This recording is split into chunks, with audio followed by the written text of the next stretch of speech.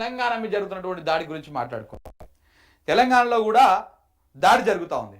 ఏం దాడి జరుగుతూ ఉంది? కాంగ్రెస్ ప్రభుత్వము రేవంత్ రెడ్డి గారు తెలంగాణ ప్రజల మీద దాడి చేస్తారు. ఒకవైపు ఏమో పాకిస్తాను దేశం మీద దాడి చేస్తుంది, తెలంగాణలోనేమో రేవంత్ రెడ్డి గారు కాంగ్రెస్ ప్రభుత్వం ప్రజల మీద దాడి చేస్తుంది. ఏమని దాడి చేస్తున్నది?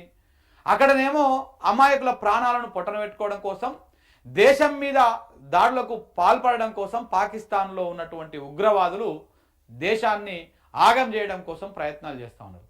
ఇక్కడ నమ్మించి అధికారం ఇచ్చినటువంటి కాంగ్రెస్ పార్టీ నమ్మించి కుర్చీలో కూర్చోబెడితే ఇక్కడ కుర్చీ ఎక్కినటువంటి రేవంత్ రెడ్డి గారు ఈయననేమో ప్రజల మీద ప్రతీకారం తీసుకుంటున్నాడు.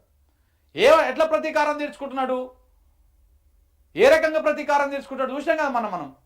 మొత్తం రాష్ట్రం అప్లాపాలు అయిపోయిందని కొన్ని రోజులు, మాకు అప్పే పుడతలేదని కొన్ని రోజులు, వచ్చిన ఆదాయం ఎట్లా వంచాలనో మీరే చెప్పారని కొన్ని రోజులు, నన్ను కోసుకొని తింటారా అని చెప్పేసి కొన్ని రోజులు, ఇట్లా రకరకాలుగా ఈయన చెప్పేటువంటి కార్యక్రమాలు ఇస్తుంది. ఇది కాంగ్రెస్ ప్రభుత్వము రేవంత్ రెడ్డి ప్రజల మీద చేస్తున్నటువంటి దాడి. ఇది అక్కడ పాకిస్తాను ఉగ్రవాదులేమో ఇండియా మీద దాడులు చేస్తుంటే ఇక్కడ కాంగ్రెస్ రేవంత్ రెడ్డి గారేమో ప్రజల మీద దాడి చేస్తూ ఉన్నారు.